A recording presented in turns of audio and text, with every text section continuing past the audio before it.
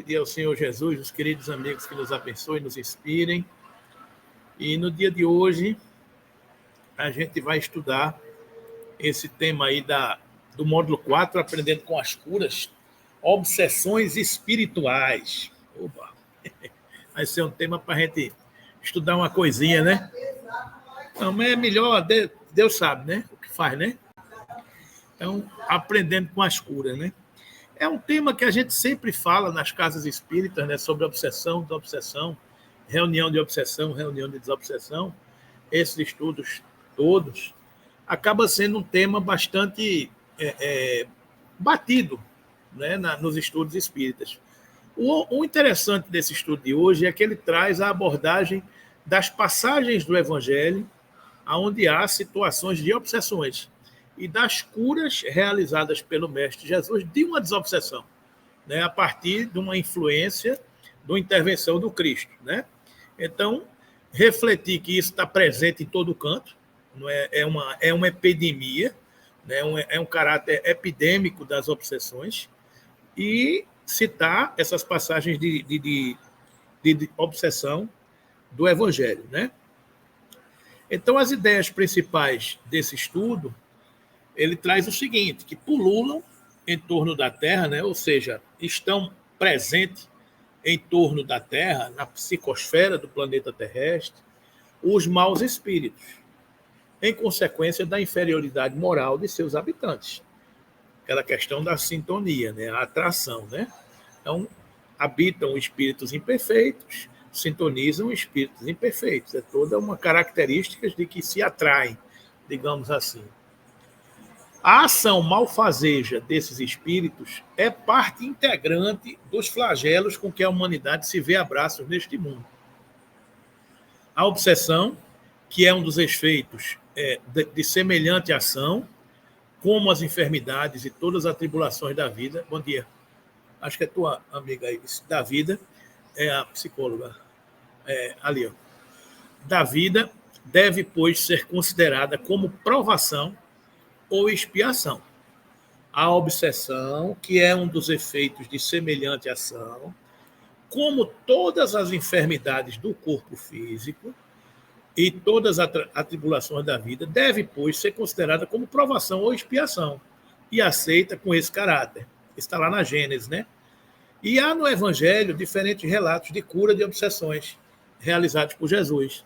Aí tem no Evangelho de Mateus, de Lucas e de Marcos. Homem mudo e subjugado, lunático, cego e mudo, e o homem dominado por uma legião de espíritos. Então a gente vai ver essas passagens do Evangelho e estudar um pouco essa característica, né? Então vamos lá. No texto evangélico diz o seguinte, estes textos evangélicos que ele cita, né? O primeiro deles, o de Marcos, capítulo 1, versículo 23 a 26, ele cita o seguinte, e estava na sinagoga deles um homem com um espírito imundo, o qual exclamou dizendo, que temos contigo, Jesus Nazareno? Vieste destruir-nos. Bem sei que és o Santo de Deus. E repreendeu Jesus, dizendo, cala-te e sai dele. Então o espírito imundo, agitando-o e clamando com grande voz, saiu dele. Primeira passagem. A gente só vai ler, depois a gente volta a cada uma das passagens, né? E havendo-se eles retirado, trouxeram-lhes um homem mudo e endemoniado. E expulso o demônio, falou o mudo. A multidão se maravilhou, dizendo, nunca tal se viu em Israel. Trouxeram-lhe então um endemoniado, cego e mudo, e de tal modo o curou, que o cego e mudo falava e via. E eis que um homem da multidão clamou, dizendo, mestre, peço-te que olhes para meu filho, porque é o único que tenho. Eis que um espírito o toma, e de repente clama, e o despedaça até espumar. E só o larga depois de ter o quebrantado. E roguei aos discípulos que o expulsassem, e não puderam. E Jesus respondendo disse, ó geração incrédula e perversa, até quando estarei ainda convosco e vos sofrerei? Traze-me cá o teu filho. E quando vinha chegando o demônio, derribou e convulsionou. Porém, Jesus repreendeu o espírito imundo e curou o menino e o entregou a seu pai. Narra aqui uma passagem do filho teve uma crise de epilepsia, né? E o outro texto, o último texto, é esse maior, que diz: chegaram a outra margem do mar, a província dos Gadarenos. E saindo ele do barco, lhe saiu logo a seu encontro dos sepulcros um homem com espírito imundo, o qual tinha a sua morada nos sepulcros. E nem ainda com cadeias o podia alguém prender, porque tendo sido muitas vezes preso, com grilhões e cadeias, as cadeias foram por ele feitas em pedaços, e os grilhões em migalhas. E ninguém o podia amansar. Grilhões é aquela cangaia, né, que se coloca nos bois, né? Então prendiam ele com cadeias e com essas grilhões, e ele quebrava tudo, né? E ninguém o podia amansar. E andava sempre de dia e de noite, clamando pelos montes e pelos sepulcros e ferindo-se com pedras. E quando viu Jesus ao longe, correu e adorou. E clamando com grande voz, disse: que tenho eu contigo, Jesus, filho de Deus Altíssimo? Conjuro-te por Deus que não me atormentes. Porque Jesus lhe dizia: sai deste homem, espírito imundo. E perguntou-lhe: qual é o teu nome? E ele respondeu, dizendo: Legião é o meu nome, porque somos muitos. E rogava-lhe muito que não os enviasse para fora daquela província. E andava ali pastando no monte uma grande manada de porcos. E todos aqueles demônios lhe rogaram, dizendo: manda-nos para aqueles porcos, para que entremos neles. E Jesus logo lhe permitiu. E saindo aqueles espíritos imundos, entraram nos porcos. E a manada se precipitou por um despenhadeiro no mar. Eram quase 2.000. E afogou-se no mar. E os que se apacentavam, os porcos, fugiram e o anunciaram na cidade e nos campos. E saíram muitos a ver o que era aquilo que tinha acontecido. E foram ter com Jesus e viram o endemoniado e o que tivera a legião assentado, vestido e em perfeito juízo, e temeram. Ou seja, essas são as passagens do Evangelho que falam de perturbações espirituais, de presença de espíritos, que no Evangelho eles chamam de demônios ou de espíritos imundos, e na verdade a gente hoje na doutrina espírita sabe que trata-se de influência espiritual. E isso está nas Escrituras há 2.000 anos, mas pouca gente conhece o efeito dessa situação de obsessão espiritual. Nós, na doutrina espírita, particularmente alguns trabalham lidando com esse tipo de situação e veem a realidade e o fato dessas situações, da influência espiritual. Então, hoje nos cabe alertar, esclarecer, identificar para a humanidade de que se trata. Esse é o grande desafio da doutrina espírita, né? Porque situações como essa é corriqueira, né? Então, só para a gente entrar um pouquinho, para entender bem esse quadro, só trazendo essa figura que todos nós sabemos que somos espíritos, não é? Então, enquanto espíritos, a gente tem aqui, ó, essa nuvenzinha aqui, lilás ou cor de rosa, sei lá, rosa, né? Outubro rosa, está terminando hoje. Então, tem aqui essa nuvem rosa, né? É o espírito. Então, existem as camadas: espírito, perispírito, que é essa aqui do meio, e corpo físico. Entre o espírito e o perispírito tem uma outra camada, que é o corpo, o campo mental, e entre o perispírito e o corpo físico tem uma outra camada, que é o duplo etéreo, mas não vamos entrar muito nessa questão, porque o objetivo não é esse. É apenas dizer que, enquanto espíritos, quando estamos encarnados, a gente está aqui, ó, corpo, encarnação. Então, enquanto encarnados, a gente tem essas camadas adicionais. A gente tem o duplo etéreo e tem o corpo físico. E o perispírito tem a sua porção encarnada, ligando ao corpo. Quando a gente está desencarnado, a gente é apenas espírito, corpo mental e o perispírito. Quando a gente desencarna, quando o corpo morre, essas duas últimas camadas ficam na Terra, voltam para o laboratório da natureza. Então, o que somos é espíritos, não é? Então, esse é o conceito. Pois não, amiga?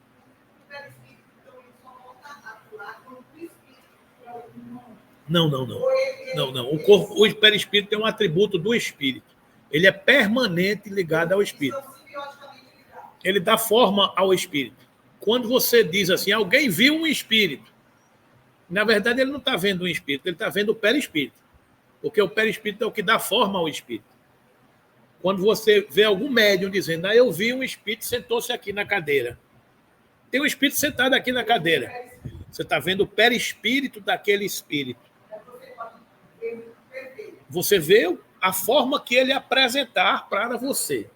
Né? Então, na verdade, o espírito que é de uma natureza fluídica, etérea, você não vê, você não pega, ele é etéreo. Mas como você está numa dimensão ainda materializada, você precisa de alguma coisa que dê forma àquele espírito.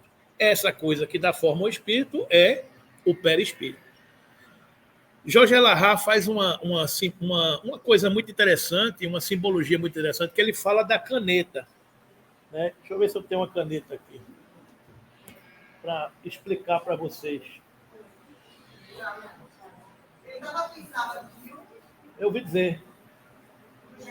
Foi. Ele faz uma analogia muito interessante, que ele fala sobre a caneta. A caneta é o seguinte, você está vendo a caneta aqui, né? A caneta tem essa embalagem plástica, não tem? Essa embalagem plástica é o corpo físico. Se eu tirar a carga da caneta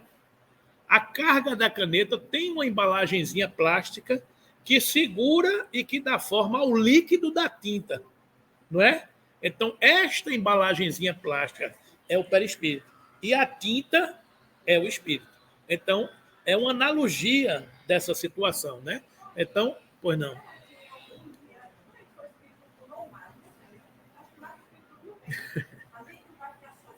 Vai. Não é a condição. Espírito o quê? A gente está evoluindo para se tornar o quê? Espírito puro. Só tem. Sempre vai ter uma capa do espírito, né? Mas ela é tão etérea que ela se confunde com a pureza do próprio espírito. Porque, na verdade, quando a gente evolui, o objetivo da evolução é desmaterializar o perispírito. Ou seja, o mundo, quanto mais material ele for, mais materializado é o perispírito. Então, por exemplo, por que alguns espíritos precisam dos médiuns nas reuniões mediúnicas? Por que os espíritos não atendem ele diretamente? Porque eles estão tão materializados ainda que eles precisam dos fluidos animalizados. E fluidos animalizados, quem tem são os encarnados. São os encarnados. É por isso que eles precisam da gente. Digamos assim, se não fosse isso, eles não precisavam do nosso fluido.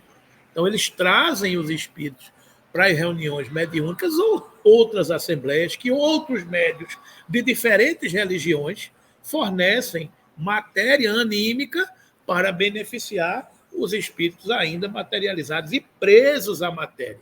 A gente coloca esses conceitos para a gente entender as influências espirituais, né? Para a gente entender as obsessões, para a gente entender o embriagado que não toma a segunda dose só. Por que o embriagado não toma a segunda dose só? Porque quando o alcoólatra desencarna, ele não vira santo.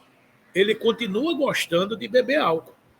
E como ele não tem mais corpo para pegar um copo, do jeito que eu estou pegando aqui, tangível, e ingerir a bebida, o que é que ele faz? Ele influencia alguém que está no corpo para que alguém faça isso e ele se torna hospedeiro dessa situação.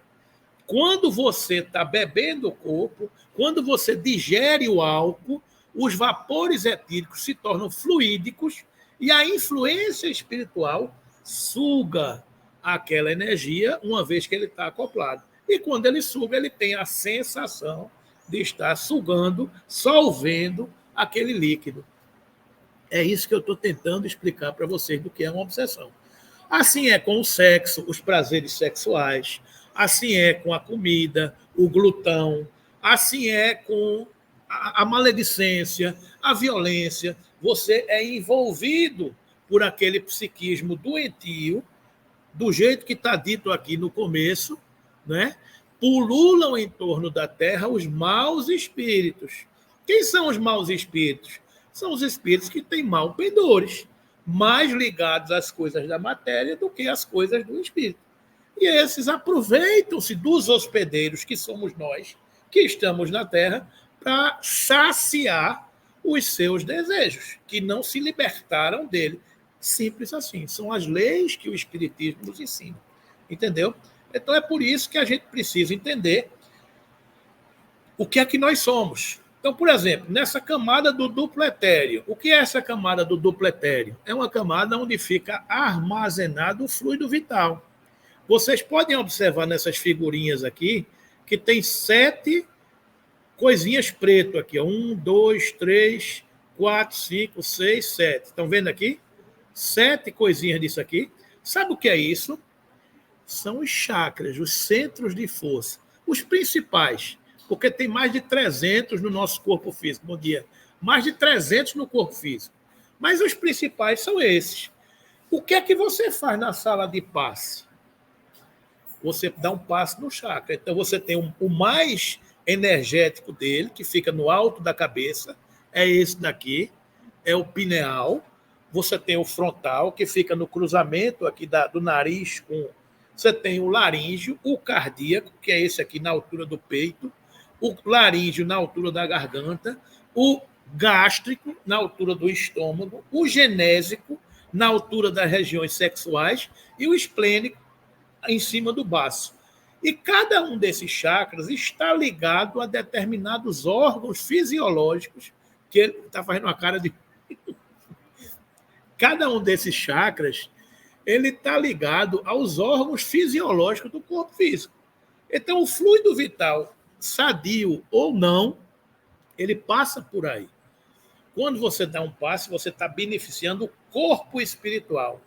E como se está ligado molécula a molécula, a concepção do espírito com o corpo vem desde a concepção, a fecundação do espermatozoide pelo óvulo, e a partir dessa concepção, o corpo físico, que está sendo formado pelas divisões celulares, ele vai acoplando molécula a molécula aos corpos espirituais do perispírito. Então, você vai envolvendo o corpo físico pelo corpo espiritual, que, em última análise, é o modelo organizador biológico, é o corpo espiritual que dá forma ao corpo físico, por causa dos arquétipos, das memórias espirituais que a gente carrega. Então, é essa concepção que a gente vai entendendo o que nós somos, onde nós estamos mergulhados e como se dá as influências espirituais. Então, em última análise, nós somos espíritos. E enquanto espíritos encarnados, somos seres psico-biossociais, que interagimos e nos relacionamos nos 2 planos. Então, essa figurinha aí resume tudo. Nós somos seres psíquico, por quê? Nossa psicóloga está ali porque cuidamos da mente, psicológico, as relações do pensamento, a forma como pensamos e agimos. Nós somos bio. Por que nós somos bio? Porque nós estamos no corpo físico. E nós somos sociais. Por que nós somos sociais? Porque nós interagimos com o mundo que nos rodeia. E que mundo é esse? O mundo material e o mundo espiritual. E a soma de tudo isso, a resultante do somatório dessas coisas, dá o que nós somos, dá a vida que nós levamos. E a direção dessa empresa, que tem pensamento, corpo, mundo material, mundo espiritual, a direção dessa empresa é a vida que você leva. Você vai ser influenciado por quem? Pelo seu passado, pelos espíritos que o influenciam, pelo mundo que dá a forma que a gente vive, ou pelo seu pensamento, pelos valores que você está aurindo. Você soma A mais B mais C mais D e dá o seu comportamento atual. É simples assim. É por isso que quando a gente diz que numa abordagem de um paciente de depressão, você precisa do Exército, da Marinha e da Aeronáutica, da Polícia e dos Bombeiros, para poder atuar e defender aquele corpo que é você. Exército, Marinha, Aeronáutica, Polícia e Bombeiro. O que é isso? Psicólogo, psiquiatra, família, religião, fé, né? Amor. Essa é a conduta da terapêutica multidisciplinar, porque não só o psiquiatra, não só o psicólogo, não só a família, não só os amigos resolvem, tem que ser o somatório de tudo isso, porque nós somos seres psico-biosociais sensoriais. Então é o exército que tem que entrar em ação para poder tomar conta, atendendo todas as frentes. Entenderam, gente? É simples assim, ou é complexo assim. Depende do material que a gente está carregando, né? Então, enquanto corpo, nós somos a resultante desse corpo espiritual que a gente acabou de entender. E enquanto mente, nós estamos aqui, ó, tá vendo aqui Peixotinho materializando aqui, a nossa espírita aqui, amiga Ana. Ana está aqui com a gente toda semana, todo dia quase. Esse espírito está sendo materializado aí, estão vendo ela aí? Eu disse a ela aí que ia mostrar o retrato dela por aí. Ela autorizou, por isso que eu estou lhe mostrando, viu, Ana? Então, esse espírito de Ana que está sendo materializado aqui é uma materialização de Peixotinho. Vocês estão vendo a foto aí? Olha aí, o algodão, como se fosse uma nuvem. Isso é uma materialização, né? E enquanto casa mental, nós somos passado, presente e futuro. É uma grande viagem para a gente entender e para a gente aprender. Nós somos a resultante do nosso passado, né? No livro No Mundo Maior, Calderaro, nome lindo, esses nomes de André Luiz são maravilhosos, né? Calderaro, ele diz o seguinte, no capítulo 3, 4 e 5, ele fala sobre o cérebro humano, né? O cérebro triuno. Então ele diz o seguinte, no sistema nervoso, temos o cérebro inicial, repositório dos movimentos instintivos e sede das atividades subconscientes. Figuremo-lo como sendo o porão da individualidade, onde arquivamos todas as experiências e registramos os menores fatos da vida. É o HD, é a memória espiritual que está no nosso cérebro inicial. Na região do córtex motor, zona intermediária, entre os lobos frontais e os nervos, temos o cérebro desenvolvido, consubstanciado as energias motoras de que se serve a nossa mente para as manifestações imprescindíveis no momento evolutivo do nosso modo de ser. Nos planos dos lobos frontais, silenciosos ainda para a investigação científica do mundo, jazem materiais de ordem sublime, que conquistaremos gradualmente no esforço de ascensão, representando a parte mais nobre de nosso organismo divino em evolução. Então, o que ele está dizendo aqui, quando você pega essa figurinha aqui, você está vendo essa figurinha? Está dando para vocês verem essa figurinha aqui? Então, nos lobos frontais, a gente tem as manifestações divinas do ser, o futuro, a nossa perspectiva do porvir. No intermediário, nós temos o presente. E no básico, né, nós temos o cérebro reptiliano, como se chama, nós temos o nosso passado, que são os arquétipos de tudo isso. Então, os neurologistas, quando estudam as manifestações do cérebro e fazem as ressonâncias, eles começam a ver, quando você ora, você ilumina que parte do cérebro? Os lobos frontais, porque são as zonas divinas das manifestações divinas do ser. Quando você está muito presente nas coisas, remoendo o seu passado, você vai para onde? Vai para a base. Quando você está vivendo o presente, preso nas situações do mundo material de conquistas, você vai para os lobos intermediários. Você ilumina aquelas regiões. É assim que nós somos em tudo, passado, presente e futuro, quando ele conclui. Não podemos dizer que possuímos 3 cérebros simultaneamente.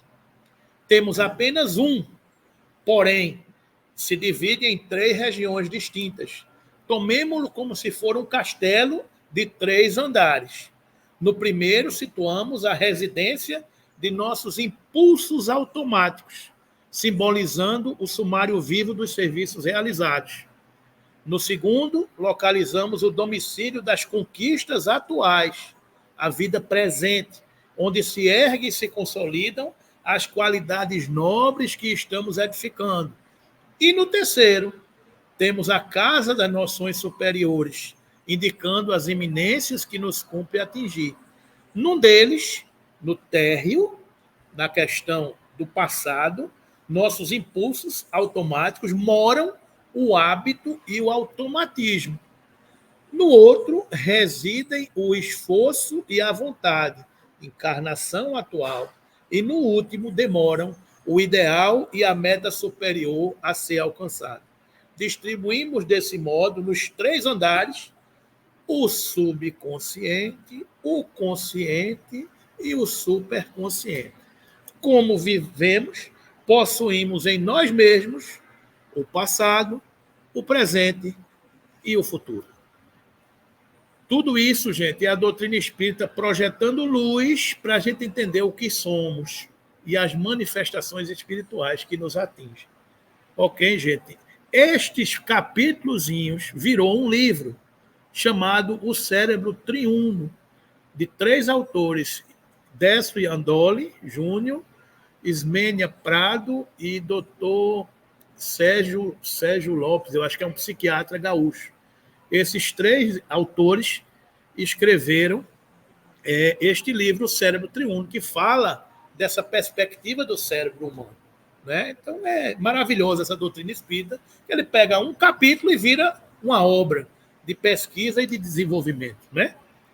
Vamos lá. E a obsessão? O que é que tem a ver com isso? Né? Eu estou apenas criando um contexto para a gente entender o perfil do que é uma obsessão. Né? A obsessão é um mal epidêmico que afeta a humanidade desde os tempos imemoriais. Decorre de quê? Da imperfeição moral do ser humano.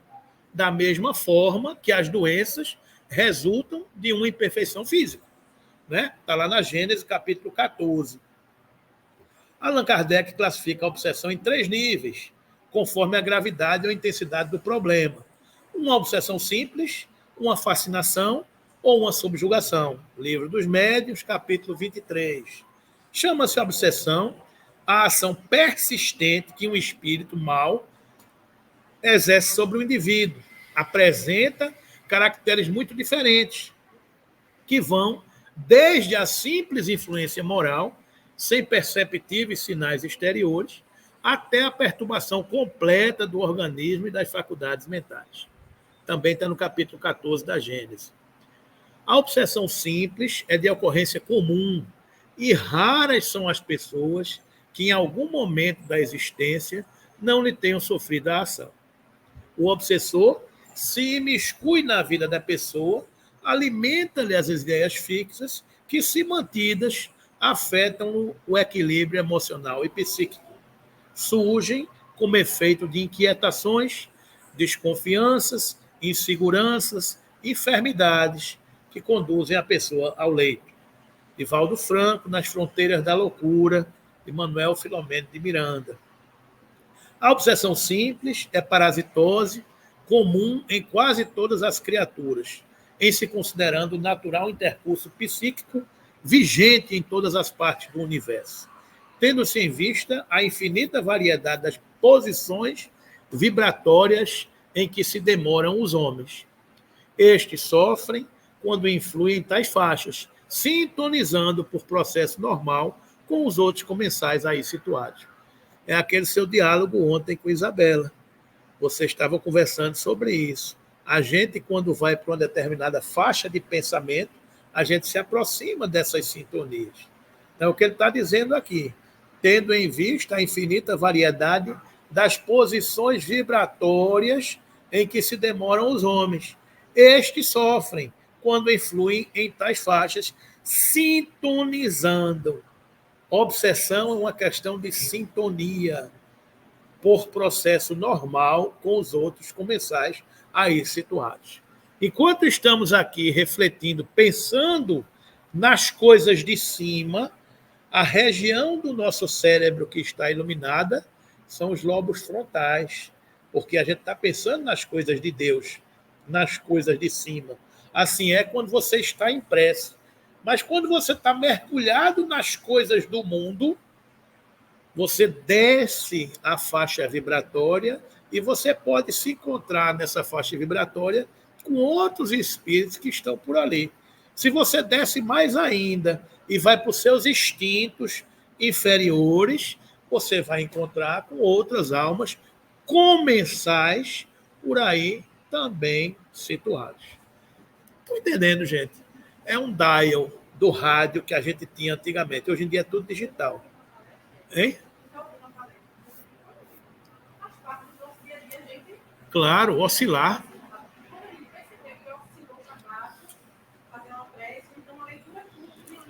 Isso, exatamente. Quando a obsessão se instala, você não percebe. Você já não é você que vive em você. Quando Paulo eleva o padrão vibratório, não, mesmo se aperrei, não. Não quero, mas eu não quero lhe dar trabalho. Obrigado. Então, quando a gente sintoniza nas faixas superiores e fica ali, tá tudo tranquilo, né? Mas se você oscila, quando menos você espera, vai, puxa vida, já deu uma bofetada naquele cara. Não fui eu, não.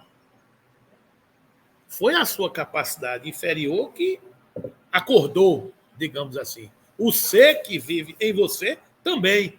E nenhum obsessor vai criar em você o que você não tem. Ele só sintoniza com aquilo que existe. Eu, por exemplo, comer demais, não foi o espírito que fez eu comer demais. Foi a minha condição de comer demais que foi incentivada por alguém que influenciou. Assim com bebida, com sexo, com droga, com o que for. Com depressão, você tem aquela aptidão.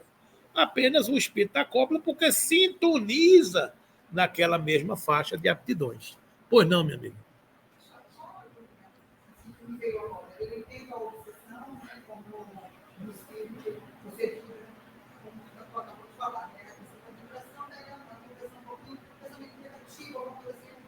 Mas aí ela disse assim, ó, já tinha manifestação uma ação persistente que um espírito mal exerce sobre o indivíduo. Aí eu te pergunto, não existe a possibilidade de um espírito bom, assim, ela tá mal, eu vou lá dar uma... Isso não é obsessão, é ajuda, né?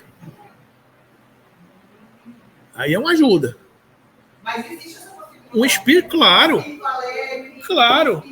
Ontem mesmo, na reunião mediúnica, a primeira comunicação que eu tive foi levar um esporro, uma porrada, foi não? MMA. Primeira comunicação. MMA. Pá, pá, pá, pá, pá, pá. É uma obsessão. Minha, do grupo, do trabalho, depois eu vou entrar aqui. Mas a última foi o quê? Foi o refrigério. Oh, estamos aqui, não se preocupem, não. Estamos com vocês. Não se preocupem. Se precisarem, estou aqui. Aí é uma influência e uma presença espiritual amiga. Amiga, fraterna. É a mãe que quer o bem de seus filhos. Né? É.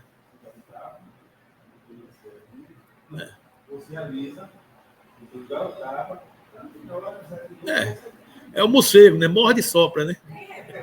É isso aí. Mas não é o mesmo. São falanges, são grupos espirituais diferentes, né? Não, não, não. Veja, existem situações e situações. Primeiro, a gente não tem que ficar influenciado e preocupado e angustiado por causa da obsessão. Isso existe desde que o mundo é mundo. Ah, você quer obsediar? Quer. E outra coisa, não, meu obsessor, que meu obsessor coisa nenhuma. É muita posse, né? O cara fica naquela história, não, meu obsessor, não. Não é meu obsessor, é dele lá, eu não quero essa ligação. Né? Então a gente tem que ter essa tranquilidade de ter o nosso livre-arbítrio. Vocês estão lembrados da figura aqui? A figura aqui, eu quero que vocês mentalizem isso. A figura aqui, no meio de tudo isso aqui, tem quem? Quem é que está no meio de tudo isso? É você. Você é o diretor dessa empresa. Essa empresa chama-se Eu Limitada. Eu Limitada, Rita Limitada, Kátia Limitada, Mário Limitada. Nós somos o dono dessa empresa. Alguém vai chegar aqui e dar um pitaco. Parará, parará, parará, parará. Ok, estou ouvindo o que você está dizendo. Mas aí tem os meus valores novos que eu aprendi, e aí eu filtro. o que está sendo... Aí tem meu livre-arbítrio. Aí tem um homem velho que mora aqui dentro de mim, nos meus arquétipos, que dá vontade de eu fazer isso. Mas hoje eu já conheci uma coisa diferente, mas eu não posso mais fazer isso. Ou seja, nesse automatismo de todas esse cabedal de informações, você decide. Tem um homem velho, tem as influências do mundo material. Ah, meu amigo, vamos ali fazer isso, fazer aquilo, fazer... Deixa de ser besta. É o mundo que a gente se relaciona. É a influência espiritual. Amigo, vamos fazer isso, vamos fazer aquilo outro, porque é um hospedeiro da nossa organização fisiológica. Existem as aptidões nossas, do homem velho que habita dentro de cada um de nós. E existe a luz que você está estudando hoje. Né? Amai-vos e instruí-vos. Conhece-se o verdadeiro espírita pela sua transformação moral. O que é transformação moral? É transformar o homem velho no homem novo, e pelos esforços que empreende para domar as suas más inclinações. As suas más inclinações vêm de onde? Do homem velho. A gente diz brincando, há 4 encarnações atrás eu matava, há 3 eu mandava matar, há 2 eu dava uma pisa, há 1 eu mandava dar. Hoje eu digo, perdão, meu irmão. É um processo evolutivo, né? Que você vai filtrando todos esses valores e vai decidindo o que você é. No caminhar de tudo isso, existe isso que eu coloquei aqui, ó, sintonia. E que Jesus dizia, aonde está o teu tesouro, aí estará o seu coração. O que é que você gosta de fazer? Aonde você vai se sentir feliz? Esse é o ponto que a gente vai decidindo o que quer fazer.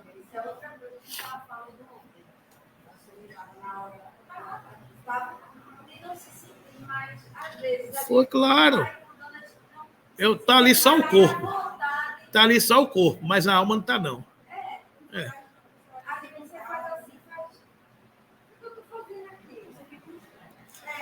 Mas a gente tem que ter cuidado, sabe, Kátia? Porque de noite eu vou falar sobre isso. Marta e Maria. Como ser Maria no mundo de Marta? Depois você estuda o que é Marta e Maria, essas figuras do Evangelho. Porque as duas conviveram com o Cristo. São as irmãs de Lázaro. Quando Jesus chegou lá para visitá-las, Marta, como era mais dona da casa, estava preocupada com os afazeres. Arrumar a casa, botar óleo, botar perfume, servir um lanche, fazer um pão. A preocupação de Marta era com as coisas de receber o hóspede. Maria não. Maria abuletou-se junto de Jesus e ficou ali, bebendo das palavras do Cristo. Então, Marta chateou-se e disse, ô Jesus, você não está vendo que ela não está fazendo nada, não? Mande ela me ajudar. Aí Jesus vira para ela e faz, ô Marta, Maria escolheu o essencial. Ela também tem a sua escolha.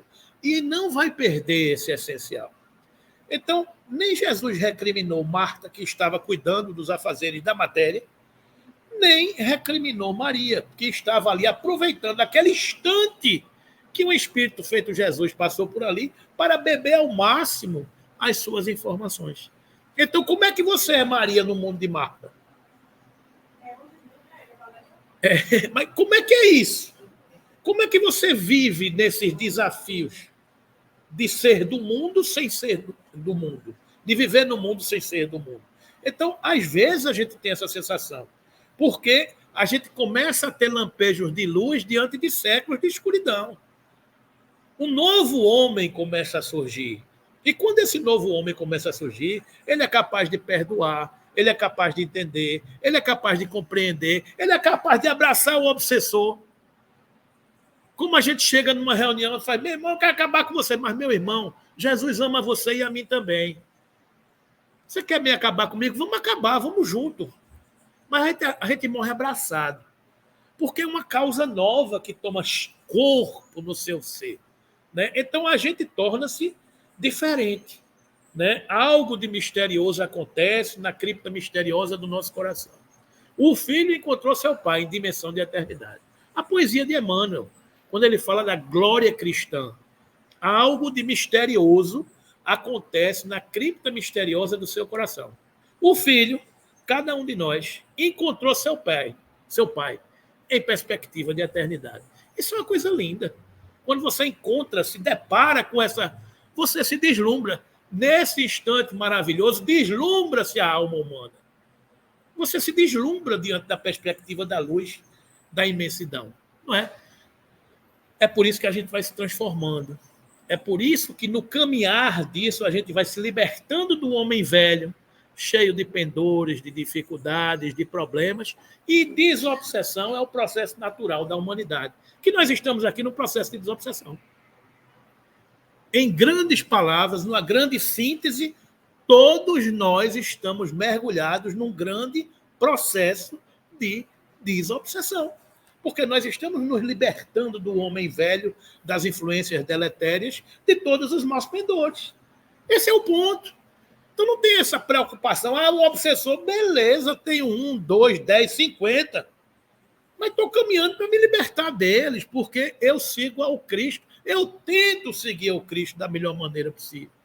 Esse é o desafio, né? Então, presente.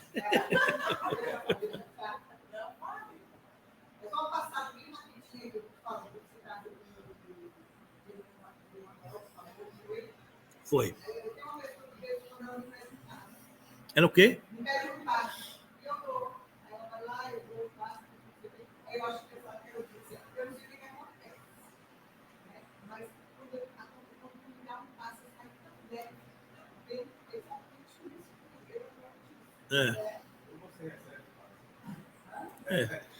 Na verdade, ela acredita que ela vai ficar bem.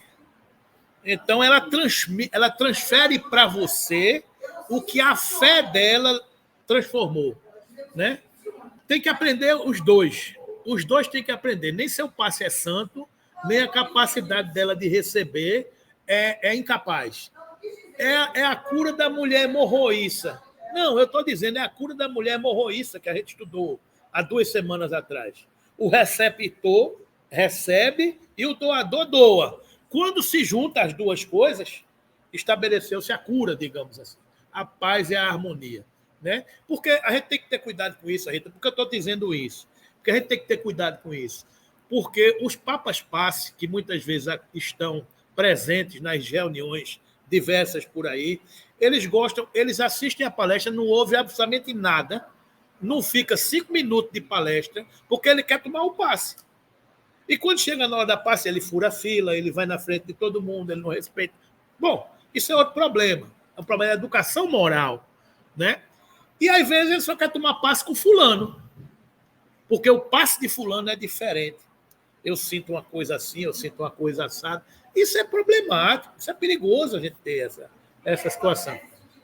Não, eu sei, eu estou só dizendo porque às vezes vale o alerta, né?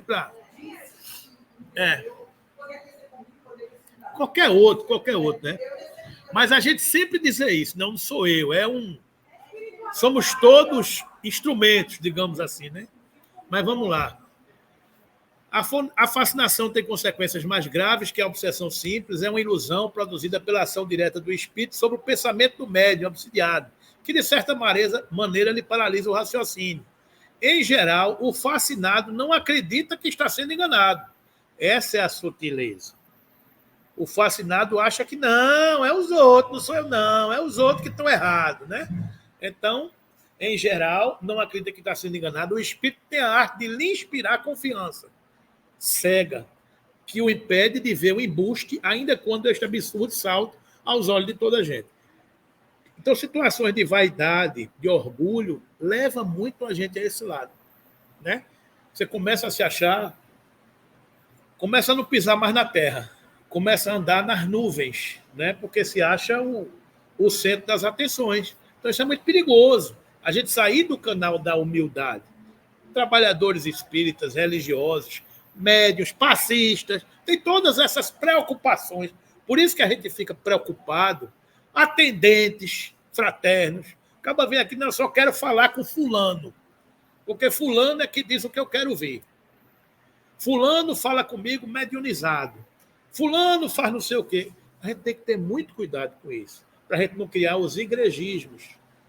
Na verdade, o trabalho é da casa, o trabalho é da seara do Cristo. E a gente fica personalizando isso, aquilo outro. A gente tem que ter este cuidado. Né? E muitas vezes isso é uma fascinação. Para destruir o trabalho, os espíritos que são adversários da causa, como a gente vê, ficam insuflando um ou outro em várias correntes. E a gente não pode duvidar da capacidade que eles têm, que são muito competentes, digamos assim, entendeu?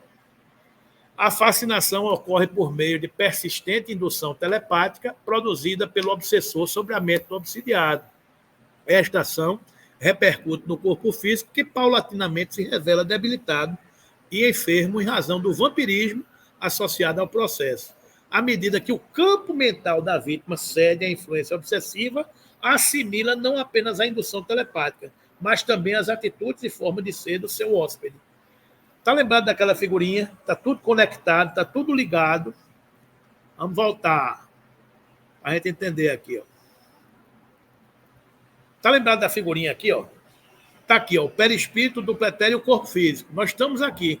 Quando há uma influência espiritual, eles se entram por aí pelo meio, pegam interferência fluídica e pega aqui no corpo mental que toma conta. Então, na hora que ele começa a tomar conta e jogar fios aqui nesse meio, ele começa a induzir os centros de força que repercutem no corpo físico. Daí você fica cansado, fica com determinadas sensações, fadiga. São influências espirituais. Daí, muitas vezes, você vem na casa espírita ou em outro lugar, toma um passe magnético e fica na paz. Por que no passe magnético você fica na paz? Porque no passe magnético você dissolve essas influências deletérias. E quando você dissolve, você limpa, você dá um passe dispersivo. Um passe dispersivo é para você limpar o psiquismo de outras influências exteriores. E o passe indutivo é quando você coloca fluido numa determinada região que não está vitalizada para você vitalizar mais. É assim, é o princípio do estudo da doutrina espírita. Ok, gente? Vamos aqui mais um pouquinho, não sei se vai dar tempo de a gente terminar tudo hoje, porque o assunto é grande, mas vamos lá. A subjugação é um processo mais grave, daí ter sido chamada de possessão.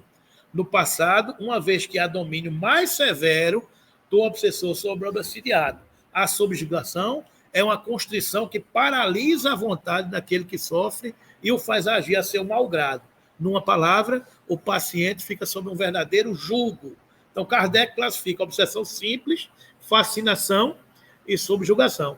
A simples é a corriqueira, um pensamento que chega, que influencia, que todos nós estamos sujeitos, digamos assim. A fascinação é esse processo que já entra mais, já começa a influenciar e a mudar o seu pensamento. Você já começa a achar que não é você, que são os outros. O problema não é você. Alguém lhe diz alguma coisa, você diz, não sou eu não, todo mundo está errado, só você está certo. Né? E a subjugação é uma coisa mais grave. Já há uma possessão, como se diz na Igreja Católica, é uma possessão. Fulano está possuído, como tem alguns casos aqui no Evangelho. Né? Mas vamos lá. Nos painéis das obsessões, à medida que se agrava o quadro da interferência, a vontade do hospedeiro perde os contatos de comando pessoal, na razão direta que o invasão assume a governança. Aquela história, você vai perdendo o controle, o outro vai entrando e vai direcionando. Você passa a ser aquele marionetezinho de feira, né? Tem aquele bonequinho de feira que a gente fica mexendo, né? Pronto. A subjugação pode ser física, psíquica e simultaneamente fisiopsíquica. A primeira não implica na perda da lucidez intelectual, porquanto a ação dá-se indiretamente sobre os centros motores, obrigando o indivíduo, não obstante se negue a obediência a ceder à violência que o oprime. No segundo caso, o paciente vai sendo dominado mentalmente, tombando em estado de passividade, não raro sob tortura emocional, chegando a perder por completo a lucidez. Por fim, a senhoria simultaneamente dos centros do comando motor e domina fisicamente a vítima, que lhe fica inerte, subjugada, cometendo atrocidades sem nome. Então é aquela história. Nós somos aquele conjunto de forças que nos influenciam. O psicólogo recomenda que a gente faça isso, tira de você determinadas atitudes que você vai fazer. O psiquiatra manda você tomar um remédio, porque quimicamente a coisa já atingiu o organismo de tal forma que você precisa de uma ajuda fisiológica, de fora para dentro. A família diz que você haja desse jeito, daquele outro jeito. A fé manda que você acredite. Mas você está de tal forma subjugado que não é mais você. Então, nem é o corpo seu que está sendo tratado, nem é a sua mente que está sendo aconselhada, nem é o remédio que está fazendo efeito, nem é a sua fé. É o outro que quer que você se atrapalhe por causa dos seus maus pendores. Porque só existem contas a pagar porque alguém fez débito. Então, existem contas a serem ajustadas. Então, esse é o processo da obsessão que a gente tem que entender. Então, muitas vezes você pensa que está tratando uma coisa, mas tem outra coisa que você tem que afastar para você poder começar a resolver. Mas se você afasta esse e a pessoa não muda, vem outro. Vem outro no lugar. Eu tratei de um, mas vem outro, porque você não mudou. O verdadeiro tratamento é o processo de desobsessão que a gente está passando. Todos nós. É a transformação moral de cada um. Não há obsessor que influencie o que você não tem. O obsessor que está atrás de mim, porque no passado eu fui safado, eu matei, eu roubei, eu traí, eu difamei, ele está atrás dessas características que eu tive. Se hoje eu não mato, não difamo, não roubo, não faço mais nada disso, ele não vai encontrar nada com que se afinize. Ah, mas você fez. Então tá bom, meu amigo, eu fiz, agora vamos mudar juntos. Você me perdoe. Daqui para frente você me perdoe. Ou seja, ele vai procurar a conta que você fez lá atrás. Só que a pessoa que fez essa conta não sou mais eu. É aquela história do call center que liga para o camarada, né? E diz, você está devendo aqui. Não, sou eu não, mudei de nome. Você está devendo essa conta aqui? Não, sou eu. Esse cara aí morreu. Eu agora sou fulano de tal. Pronto, você liga para ele. E onde ele está? Sei não. É a mesma coisa. Eu mudei de CPF, meu amigo. Você quer essa conta, vai receber dele. Não é minha, não. Então, do ponto de vista espiritual, é mais ou menos a mesma coisa. Né? Mas você mudado, você vai dizer, meu amigo, se eu errei, você me perdoe. Eu não quero errar, é mais. Oi.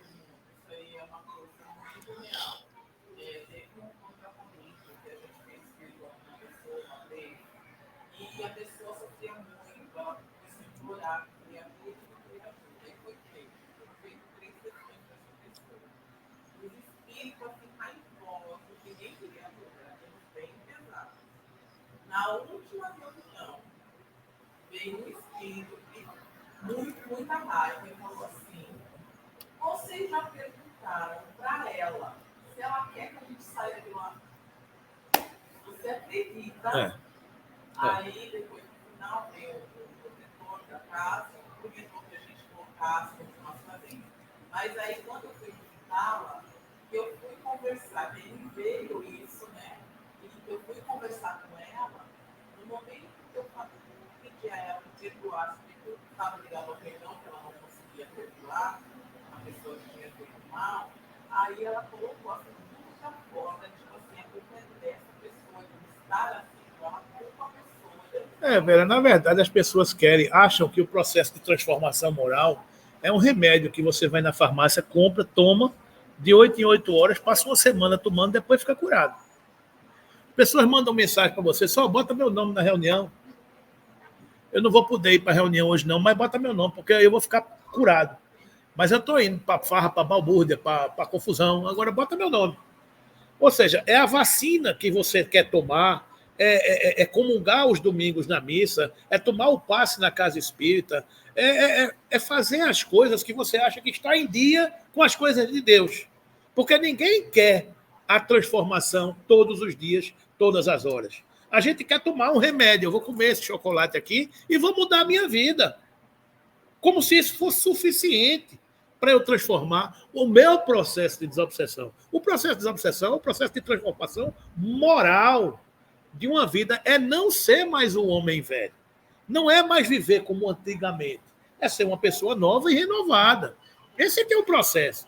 Né? Então as pessoas chegam, bota meu nome na reunião. A gente bota porque o mundo está cheio de misericórdia e de amor. É a nossa tarefa, é o nosso papel. Mas quais são as intenções de cada um? nesse processo de transformação. Os leprosos eram 10, somente um voltou para agradecer. Quantos querem se transformar? É um processo. E Jesus tem paciência, porque esse tempo todo ele espera por nós, né? Jesus curou muitos processos obsessivos ilustrados nesse roteiro como exemplos, sendo 2 de Mateus, 2 de Marcos e 1 de Lucas. Nos dias atuais, como a época de Jesus, a obsessão apresenta caráter epidêmico, em razão do elevado número de casos existentes. Nos textos evangélicos mencionados, percebemos que a obsessão, entre outros fatores, pode ser provocada por um ou mais espíritos e que traz danos à saúde, alguns sérios, altamente lesivos. Importa considerar que o obsessor é usualmente denominado demônio ou espírito imundo nos textos bíblicos em decorrência dos danos provocados. Então, segue-se os textos, né? O primeiro dizendo que é uma obsessão simples, caracterizada pela provocação de um espírito perturbado que indaga o Cristo de forma irônica e com falsa lisonja. Jesus, porém, conhecendo as intenções, repreende-o de forma direta e incisiva, afastando o obsidiado. Precisamos guardar vigilância contra as ações obsessivas. Entretanto, o cuidado deve ser redobrado quando são originadas de espíritos hipócritas, enganadores, acostumados a estimular a desconfiança e a animosidade contra os que lhes são antipáticos, especialmente o que lhes pode desmascarar as imposturas que são objeto da maior animadversação. Ok, gente? Então, esse é o primeiro caso. Aí tem uma mensagem, eu acho que eu vou parar e na próxima semana eu continuo, porque tem muita coisa ainda para a gente continuar. Ok, gente? Para a gente ir estudando tudo isso. Então, fica aqui essa primeira parte desse estudo de obsessão e desobsessão. Na próxima semana, a gente continua com esse estudo aqui, para a gente entender esse mecanismo que faz parte da vida humana e que todos nós estamos mergulhados nela. E como mensagem final, a gente diz o seguinte, que não nos impressionemos com isso, porque, como dissemos, faz parte da natureza humana, faz parte do nosso processo de aperfeiçoamento, faz parte do nosso caminhar. Nós estamos sendo vacinados com o antídoto do amor, com o antídoto do evangelho, para viver no mundo sem ser do mundo, para viver no mundo de Marta, sendo Maria, né? Então, é um pouco essa realidade que a gente está vivendo e que a gente tenha fé em Deus e que as coisas vão seguindo e passando adiante. Ok, gente? Ficamos por aqui. Na próxima semana